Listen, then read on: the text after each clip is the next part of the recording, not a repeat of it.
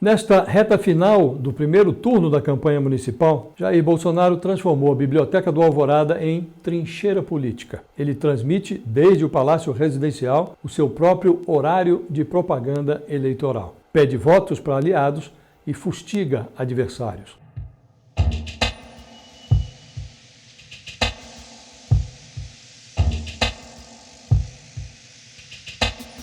Bolsonaro opera numa realidade paralela.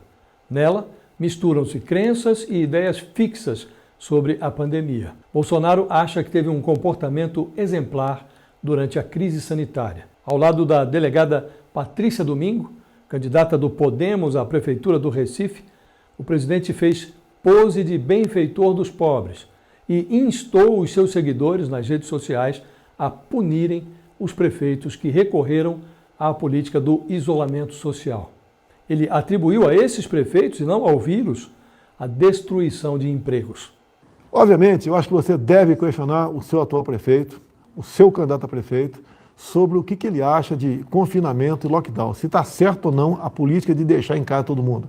Como consequência imediata foi a destruição de empregos. Se não fosse, Patrícia, o auxílio emergencial por 5 meses, R$600, e agora até o final do ano, um complemento de R$300, acredito que a economia nossa tinha ido para o espaço. As pesquisas indicam que o bumbo de Bolsonaro destoa da realidade. No estratégico Triângulo das Bermudas, São Paulo, Rio de Janeiro, Belo Horizonte, estão mais próximos da reeleição os prefeitos que lidaram com o coronavírus de costas para Brasília, Bruno Covas e Alexandre Calil. Aproxima-se do cadafalso Marcelo Crivella, que deu mais ouvidos a Bolsonaro do que recomendaria o bom senso. Os prefeitos de São Paulo e Belo Horizonte enquadram-se naquilo que o presidente chama de turma do fique em casa. Pesquisas divulgadas pelo Datafolha em outubro revelaram que o esforço não foi castigado, como gostaria Bolsonaro. Ao contrário, quase metade do eleitorado de São Paulo aprovou a atuação de Covas, 46%. A grossa maioria dos eleitores de Belo Horizonte avalizou a forma como Calil lidou com a pandemia, 70%. No Rio, a atuação de Crivella foi reprovada por 56% do eleitorado. Há 6 dias da eleição, informa o Ibope, Covas disparou na liderança em São Paulo. Com 32% das preferências, ele assiste de camarote à guerra que seus rivais travam pela segunda vaga. Calil, do alto dos seus 62%, flerta na capital mineira com uma vitória já no primeiro turno. E Crivella, com exíguos 15%, não sabe se vai ao segundo turno. Bolsonaro acorrentou-se à derrota nas 3 praças. No Rio, seu berço eleitoral, o presidente associou-se a Crivella. Em São Paulo, ele cavalga as pretensões do pangaré Celso Russomano. Em Belo Horizonte, apoia a candidatura nanica de Bruno Engler. A pandemia já matou no Brasil mais de 162 mil pessoas. Bolsonaro não enxerga um corresponsável no espelho. Ele se escora no Supremo Tribunal Federal para terceirizar todas as culpas. Alega que a corte o impediu de agir. É conversa mole.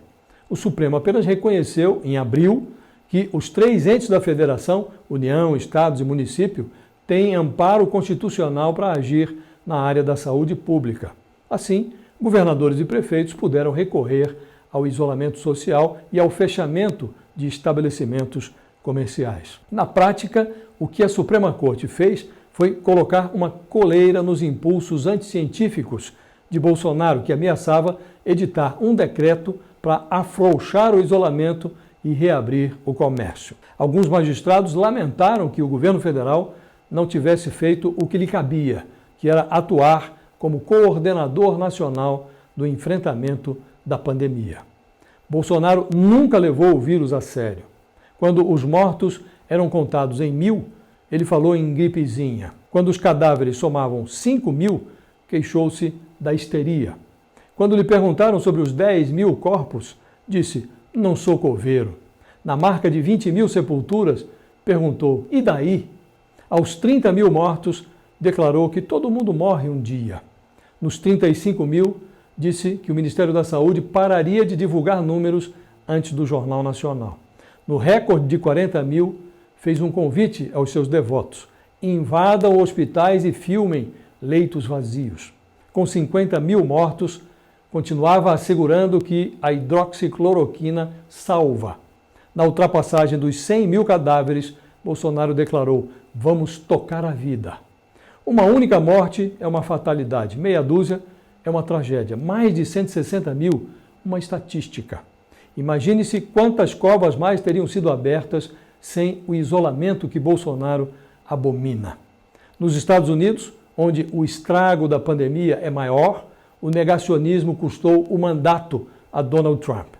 Bolsonaro demora a felicitar o vitorioso Joe Biden. Natural, o tombo de Trump não orna com a realidade paralela do Alvorada.